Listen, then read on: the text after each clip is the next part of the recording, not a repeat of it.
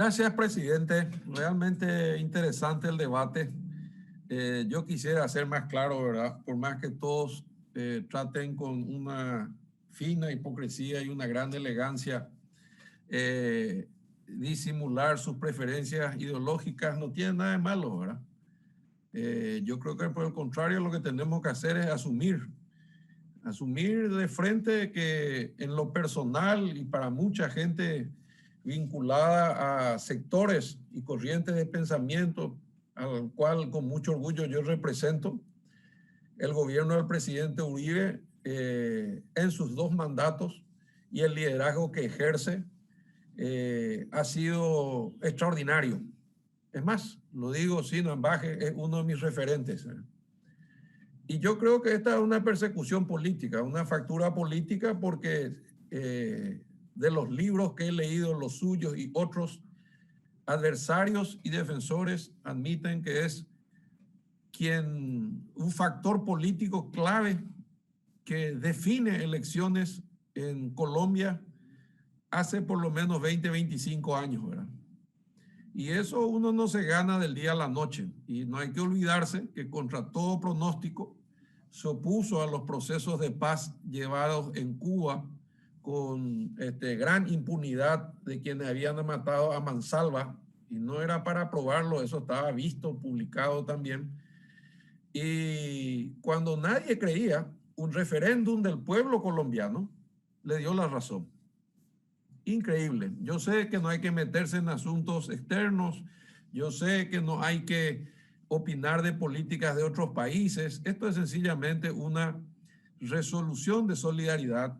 Y yo les recuerdo a los queridos amigos con quien cariñosamente, pero con mucha firmeza disentimos, que en este mismo seno, esa misma bancada defendió con elogiosos conceptos a un personaje como Maduro, al gobierno de Ortega, al propio Lula y hoy también a Correa y a Morales, un equipazo, sobre todo con el mismo discurso, pero visto de otro lado, ¿verdad?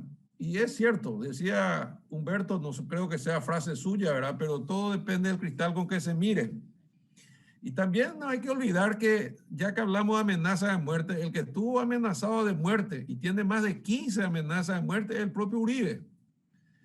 Y no solamente amenaza de muerte, sino si en la primera campaña pusieron una bomba en el auto y se salvó de milagro y tuvo que terminar su campaña haciéndola por televisión.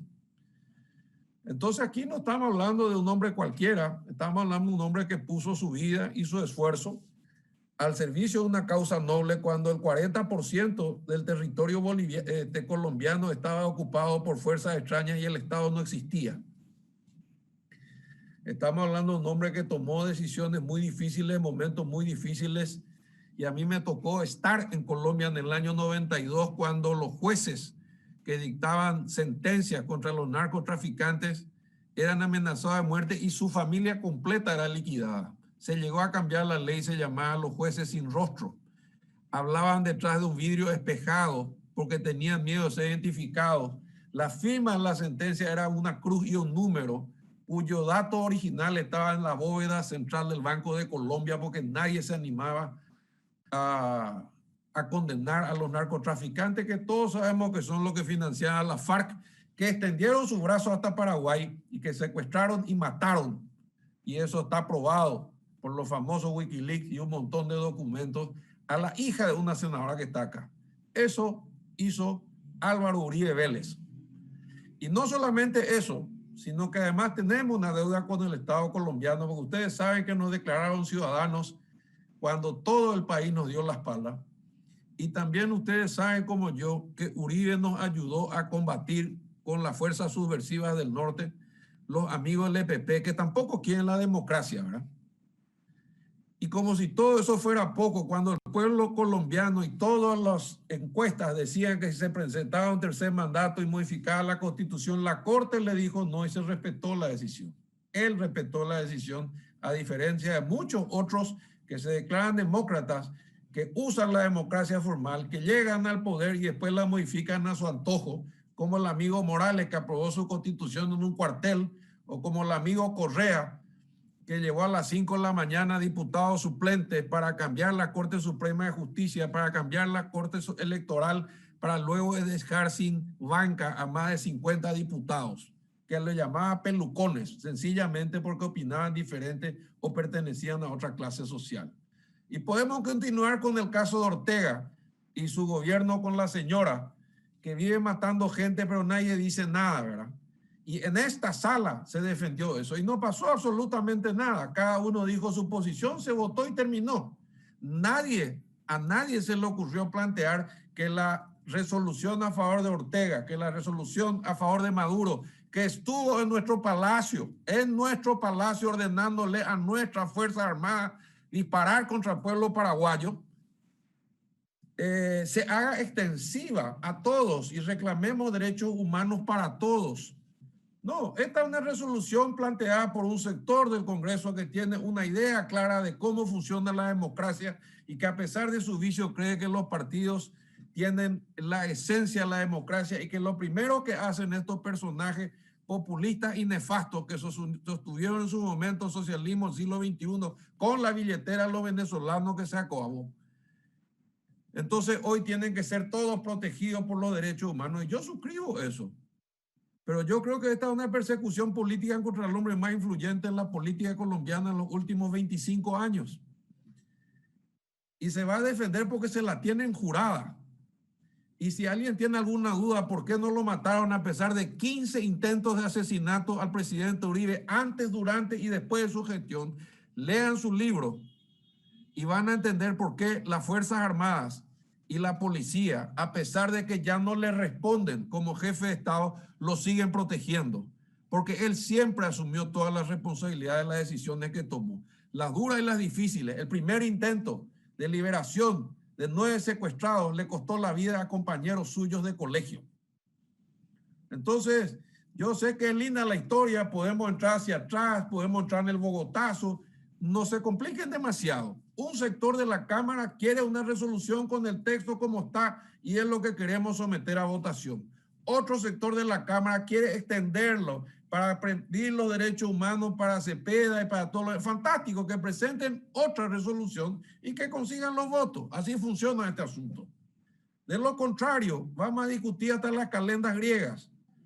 Nosotros creemos que Uribe es un referente de la democracia. Nosotros creemos, Uribe, que con el apoyo de los Estados Unidos y el Plan Colombia logró acorralar la guerrilla que finalmente terminó tirando la toalla porque no justificamos en ningún caso la lucha armada, ni siquiera en la época de Stroessner.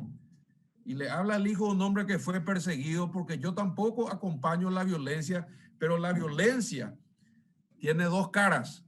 Imagino que quienes piensan diferente dirán el terrorismo de Estado, que es la frase que se usa, y nosotros diríamos la ejecución del Estado de Derecho. Por eso les hablo de cuánto se alteró el Estado de Derecho en Colombia en aquellas épocas. Yo estuve en el Hotel Tequendama y yo hablé con Navarro Wolf en el piso 19, rodeado de bolsas de arena, un estudio que hicimos con la Konrad Adenauer en el año 92, antes la constituyente, cuando ya se planteó el primer proceso de paz, que era darle unas bancas a algunos que dejaban la guerrilla, el M-19, que fueron toditos asesinados por traidores. Entonces, si vamos a hablar de la historia, podemos hacer debate libre, como pedía Desiree, para temas más importantes, pero esto no se complique mucho, no nos vamos a convencer. Hay talibanes de ambos lados, hay posiciones asumidas.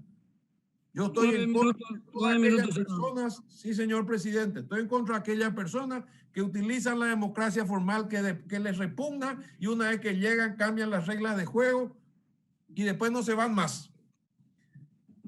Y estoy a favor de aquellas personas que utilizan la democracia, fortalecen sus instituciones y hacen cumplir el Estado de Derecho a rajatabla, porque el Estado es el único que tiene el monopolio de la fuerza pública.